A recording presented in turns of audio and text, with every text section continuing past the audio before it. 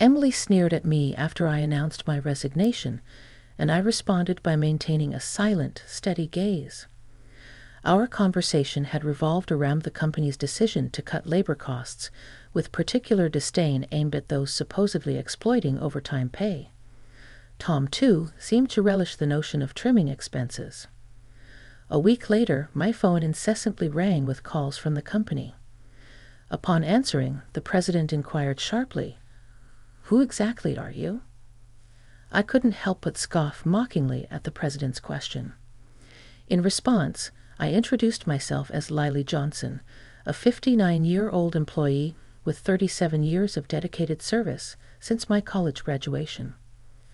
I explained our company's role in providing administrative services, particularly catering to busy company presidents, handling clerical work specializing in tax-related matters. I proudly managed 45 clients, a responsibility that had grown overwhelming despite the assistance of a part-timer. Despite the challenges, I couldn't show any sign of weakness. Our clients were long-standing relationships, and their adversities fueled my determination. Today, as I sat in front of my computer, the relentless harassment from Tom and Emily weighed heavily on my mind. Tom, 7 years my junior and now the head of the tax department, had drastically changed his demeanor 3 months ago upon promotion. His once polite tone was replaced with condescension and complaints, making every interaction a struggle. Even when I countered, he remained unfazed, instructing me to consult the manual for guidance and warning against unnecessary actions. Emily, Tom's assistant, joined in the harassment, criticizing my efficiency and mocking my rank-and-file status, despite being the first to decline a promotion to department head, a fact unknown to Tom and Emily. I committed to completing my regular duties. The harassment persisted. With Tom accusing me of increasing overtime, branding it a waste, Emily echoed his sentiment, sighing as she claimed my constant overtime was dragging down the entire tax department's performance. The recent cause of my overtime was Tom unexpectedly leaving a month's worth of client files on my desk to be filed by the end of the month. After work, my face drained of color as I glanced at the files before me.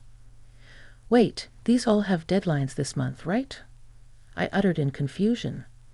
However, before I could grasp the gravity of the situation, Tom was already packing up his desk, completely uninterested in addressing my concerns. "I'm heading out."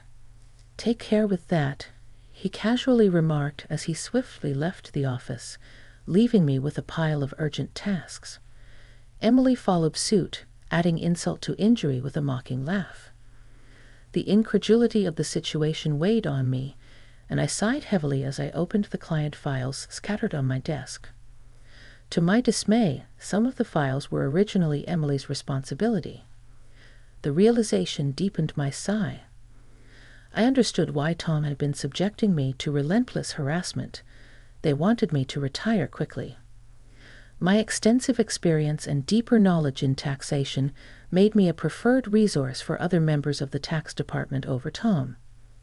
Tom's unapproachable demeanor and unattractive appearance made everyone except Emily avoid him.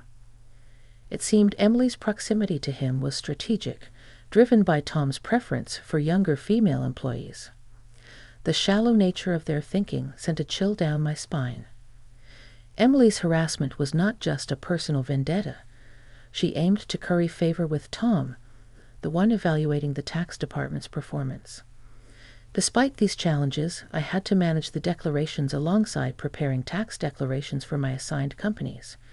It seemed today's workload was far from over. However, claiming overtime would only invite complaints from Tom and Emily, leaving me resigned to the prospect of unpaid extra hours. Then, unexpectedly, I received a summons to the president's office. Our company had recently undergone a change in leadership due to the former president's sudden illness. The new president, the former president's son, wasn't fully acquainted with our company. As I entered the office, I noticed Tom and Emily with unpleasant smirks on their faces. In a tense atmosphere, the president dropped a bombshell. "Lily will need you to resign by the end of this month." My mind spun as I asked for clarification. Tom and Emily had apparently accused me of overbilling for overtime, citing that while others had around 15 hours, I had exceeded 80 hours.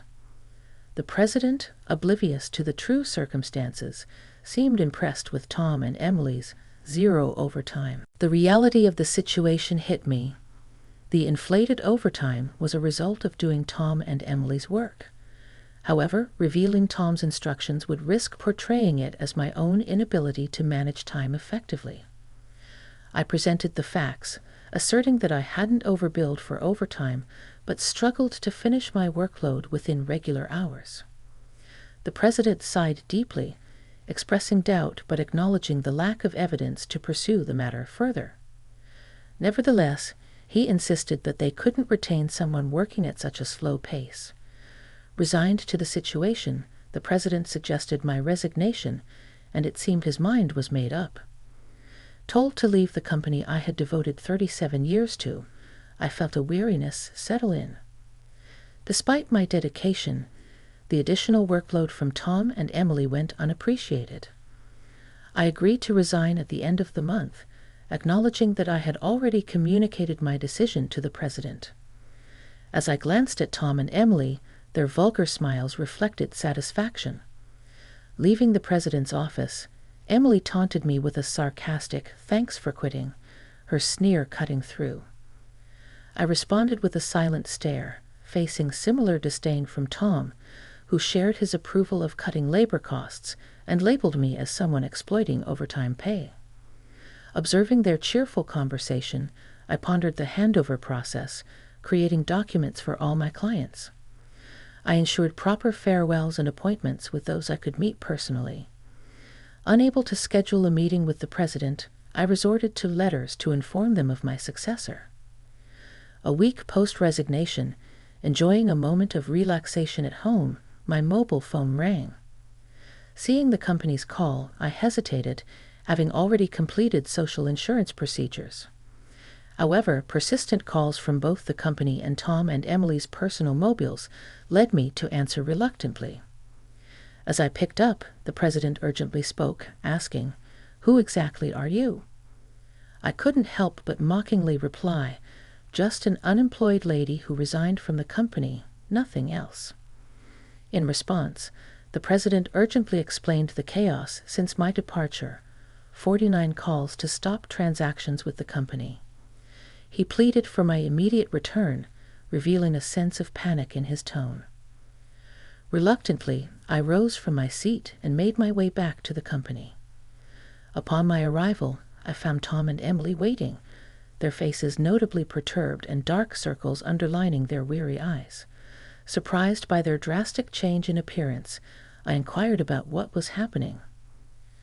Tom glared at me and revealed, "Since you left, we've been bombarded with calls to stop transactions, not just from your clients, but also from prospective companies we were planning to introduce." "What did you do?" Emily echoed the suspicion, expressing disillusionment at the thought of me resorting to underhanded tactics. Their haggard appearance suggested the toll of handling cancellations.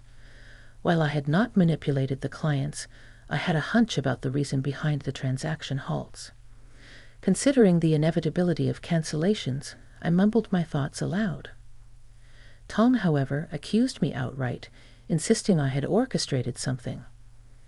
He demanded I go to the president's office immediately, forcefully escorting me there. Upon entering the president's office with Tom and Emily, the president greeted me with a direct look in his eyes. Tom declared, "President, I brought her," with an air of authority, while Emily hurriedly followed suit. Ignoring their accusatory tone, the president questioned me about the abrupt halt in transactions after my departure. I took a deep breath and explained, "Our clients don't need us to manage their taxes. There are tax accountant firms that offer cheaper services. They continued with us because of me." Tom snapped back, questioning my self-worth, and Emily taunted me, both challenging my value to the company. Undeterred, I elaborated on my unique approach, offering tailored tax-saving strategies that resonated with our clients. Tom dismissed it as inefficient, arguing that their manual-based operations were more practical. The president sighed deeply, recognizing the fundamental difference in our approaches. In a serious tone, he said, actually, signaling a crucial revelation or decision to follow. I received a surprising call from my father, the former president.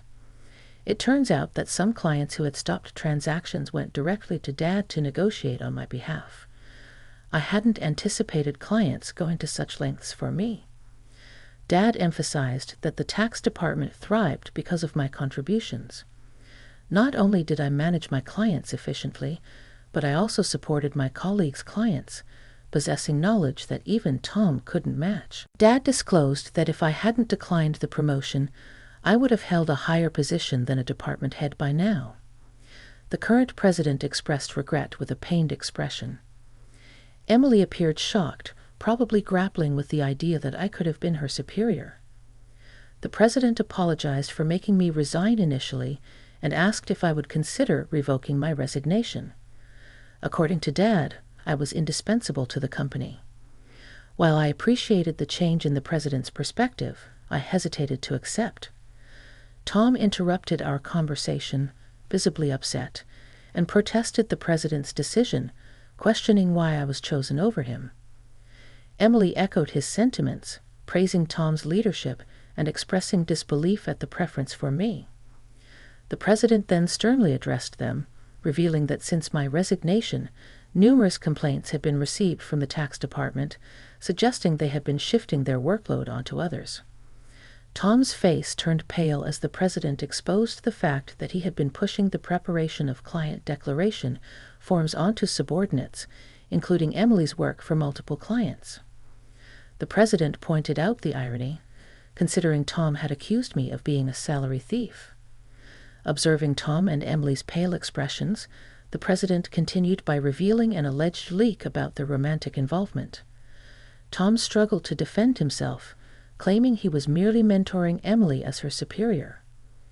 However, the president produced receipts from the accounting department indicating dining expenses filed by Tom. Confronted with evidence, Tom, sweating profusely, was unable to provide a convincing explanation. Emily, too, turned ghostly pale as the president accused them of neglecting their duties, inflating expense claims, and violating company policy by having an affair in the office while being married. In a calm and straightforward manner, the president declared the termination of their employment effective immediately. Tom and Emily tried to resist, promising to retract the receipt claims and pleading for their jobs. "I have a family," Tom desperately pleaded, attempting to reverse his termination. Emily echoed his sentiments, carefully expressing her fear of being fired. She promised to apologize to me and others for burdening them with work. Realizing the gravity of the situation involving neglect of duties and an affair with a supervisor, concerned about her reputation, she implored for a second chance. Sensing their desperation, I offered advice. "Why don't you stop resisting?" "It's undignified," I suggested. Tom glared at me, retorting, "Shut up. What would a single person like you understand?" I sighed, reminding him, "Tom, you were the one who got me fired. It's just karma. What goes around comes around. Why don't you take some responsibility and reflect a bit?" Frustrated, Tom looked away while Emily bit her lip in distress. Aware of more details about their misconduct, I turned to the president, asking with a smile if I should share them. Tom and Emily frantically tried to stop me, fearing further exposure. I issued an ultimatum, warning them that wrongdoings would eventually come to light, urging them to face reality before it worsened. At my word, both Tom and Emily collapsed to their knees, and the president decided to fire them on the spot. Later, I revealed more about their misdeeds, including Tom faking business trips to spend days with Emily and their insidious tactics of harassing disliked employees into quitting. Despite my attempts to help those employees, Tom and Emily's strategies were relentless. They repeatedly reprimanded and pressured employees out of my sight, often assigning sudden tasks with tight deadlines. The resigned employees had initially asked me to keep quiet, but since they were now happily working elsewhere, I decided it was time to speak up. The president, furious at my revelations, expressed anger about cutting Tom and Emily's final salary.